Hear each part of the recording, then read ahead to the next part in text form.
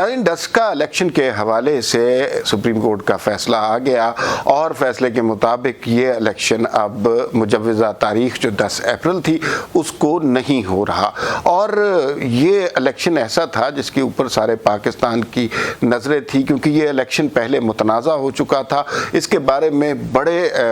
मजबूत सबूत मिल चुके थे धांधली के, और उन सबूतों की बुनियाद पर लोगों को तवक्को थी कि इस दफ़ा इस हल्के में दुरुस्त इलेक्शन होगा और पता चल जाएगा कि किस पार्टी की ज़्यादा लीड है, कौन अवाम में ज़्यादा मकबूल है, दूध का दूध और पानी का पानी हो जाएगा। और इस सिलसिले में इलेक्शन कमीशन ने जो इक़दामात किए, जो उन्होंने प्रेस रिलीज़ की, जो उन्होंने बयानात दिए, उससे यूँ लगता था कि अब शफाफ इलेक्शन की तरफ हम जा रहे हैं। लेकिन ये बुनियादी तौर पर अब इलेक्शन दो कैंडिडेट्स के दरमियान नहीं रहा, दो सियासी पार्टियों के दरमियान नहीं रहा, ये दो आइनी इदारों के दरमियान हो गया है। और वो आइनी इदारे हैं इलेक्शन कमीशन ऑफ पाकिस्तान और उस दूसरी तरफ है सुप्रीम कोर्ट ऑफ पाकिस्तान। आज के फैसले से ये लगता है कि इलेक्शन कमीशन ऑफ पाकिस्तान को कुछ सबक सिखाने की कोशिश की जा रही है। थोड़ा सा इस हल्के की और इसके हवाले से जो माजी में इलेक्शन हुआ उसके हवाले से आपको बता देते हैं कि पीटीआई के उम्मीदवार असजद मल्ही थे और नून लीग की उम्मीदवार नौशीन इफ्तिखार साहिबा थी। इनके दरमियान तवक्को थी कि बड़ा कांटेदार मुकाबला होगा। और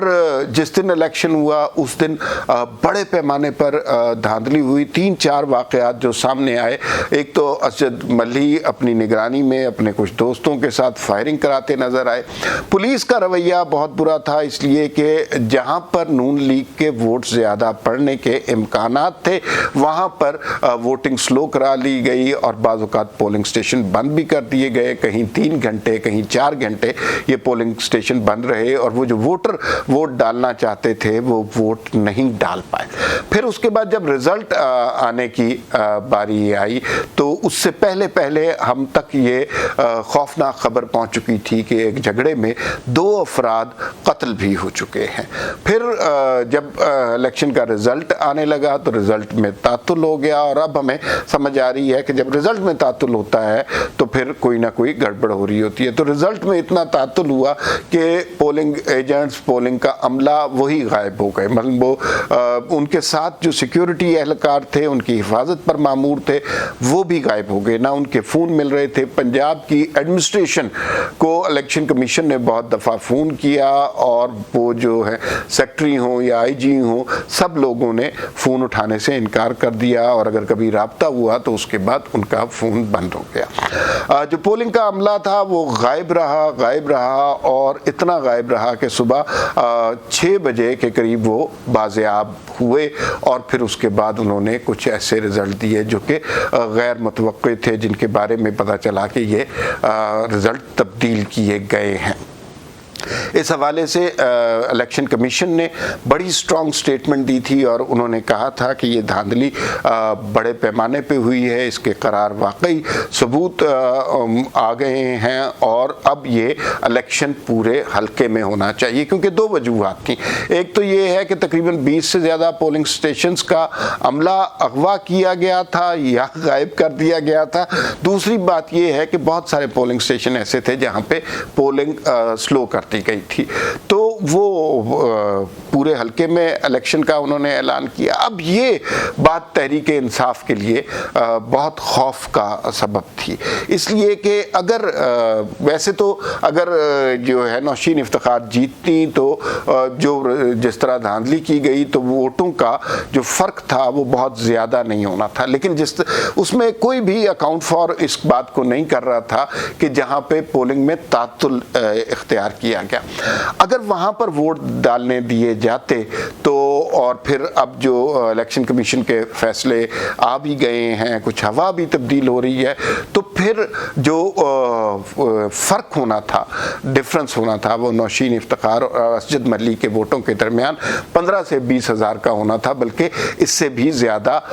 हो जाना था। अगर ये हो जाता तो फिर پھر اس ساری حکومت کی کلی ایک منٹ میں کھل جاتی، اور پھر حکومت نے اس بات کو اپنی انا کا مسئلہ بنا لیا، اور جس طرح سپریم کورٹ نے یہ فیصلہ دیا وہ بھی بڑا حیران کن ہے، اس لیے کہ کچھ جسٹس عمر عطا بندیال معزز جسٹس وہاں پہ موجود تھے، ان کے سربراہی میں اس کا فیصلہ دیا گیا۔ اس میں 2-3 باتیں بہت عام ہیں۔ پہلی تو بات یہ ہے کہ جتنی بھی یہ کارروائی ہوتی رہی اس الیکشن کے اس حلقے کے حوالے سے، تو اسجد ملہی کے جو وکیل تھے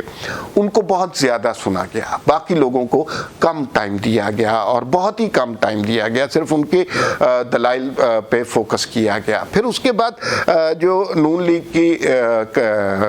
کینڈیڈیٹ ہیں نوشین افتخار، ان کے جو وکیل ہیں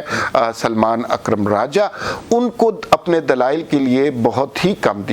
وقت دیا گیا، اور الیکشن کمیشن کو اپنا موقف پیش کرنے کے لیے تو اس سے بھی کم وقت دیا گیا، بلکہ سمجھیے نہ ہونے کے برابر وقت دیا گیا۔ تو اس سے بنیادی طور پہ ٹلٹ کا ہمیں پتہ چل رہا تھا کہ فیصلہ کیسا ہونا ہے۔ پھر اس میں ایک حیران کن بات یہ ہے کہ پی ٹی اے نے جیو فینسنگ کی رپورٹ دے دی ہے کہ جس میں یہ پتہ چل جاتا ہے کہ یہ جو لوگ غائب ہوئے تھے ان کے پاس جو موبائل تھے ان کی لوکیشن کیا تھی، تو وہ لوکیشن سیالکوٹ کے پاس کی مل رہی ہے، تو وہ جیو فینسنگ رپورٹ بھی عدالت میں پیش نہیں کرنے دی گئی، جو کہ بڑا ویل ڈاکومنٹڈ ثبوت تھا اس دھاندلی کے حوالے سے۔ اب جو ہے یہ نوشین افتخار اور اسجد ملہی کا قصہ پس پش چلا گیا ہے، اب بات زیادہ تر ہو رہی ہے الیکشن کمیشن کے اختیارات کی اور سپریم کورٹ کی سپریمیسی کی، اور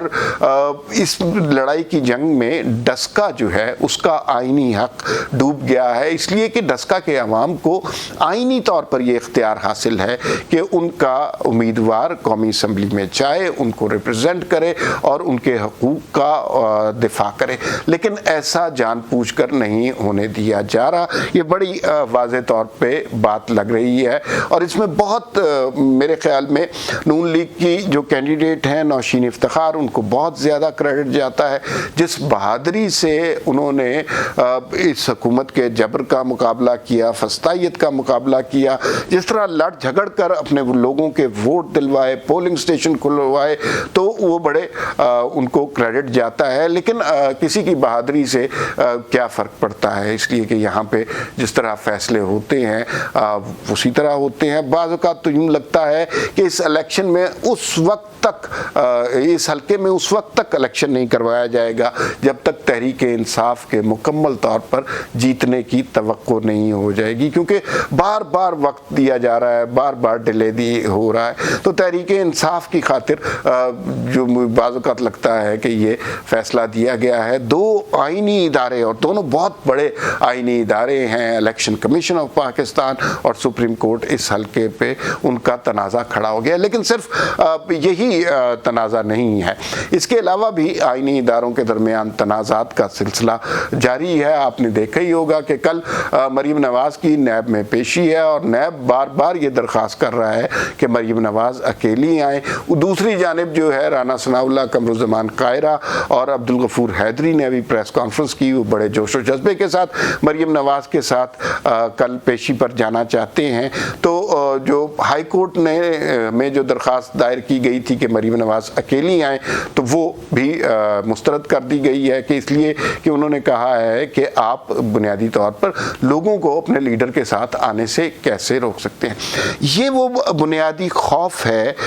جو اس دور میں سب سے زیادہ پیش آتا ہے، جو سب سے زیادہ جس کی وجہ سے ٹانگیں کانپتی ہیں کہ لوگ اگر نکل آئے تو کیا ہوگا، چاہے وہ ڈسکا کا الیکشن ہو یا مریم نواز کی پیشی ہو۔ خوف صرف یہی ہے کہ اگر لوگوں کی ایک بڑی تعداد جمع ہو گئی تو پھر کیا ہوگا۔ لوگوں سے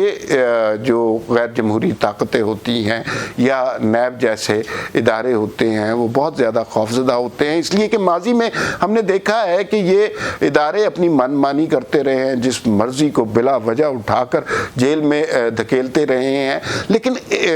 اس حد تک لوگوں کو خاص طور پہ نون لیگ کو دیوار سے لگا دیا گیا ہے کہ اب ان کا ری ایکٹ کرنا بنتا ہے۔ اب سنا ہے کہ نیب یہ درخواست کر رہی ہے کہ ٹھیک ہے لوگ آ جائیں لیکن مریم نواز کی گاڑی اندر آئے گی، باقی کوئی گاڑی نہیں آ سکتی۔ فرض کیجئے وہاں پر 20-25 ہزار لوگ اکٹھے ہو جاتے ہیں تو پھر یہ کوئی فیصلہ نہیں کر سکتا کہ گاڑی کس کی اندر جائے گی، کون روک سکے گا، کون نہیں روک سکے گا۔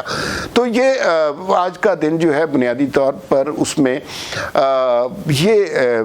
جو آئینی اداروں کی جنگ ہے وہ بہت خوفناک لگ رہی ہے۔ اگر ان کا ہدف ان اداروں کا کوئی سیاسی پارٹیاں ہوتی تو وہ بھی غلط تھا، لیکن وہ برداشت ہو سکتا تھا۔ لیکن المیہ یہ ہے کہ اب اداروں کا، آئینی اداروں کا، جس میں سپریم کورٹ بھی ہے، جس میں نیب بھی ہے، ہدف پاکستان کے عوام ہوتے جا رہے ہیں۔ لیکن یاد رکھیے کہ عوام سے کوئی بھی قوت چاہے کتنی ہی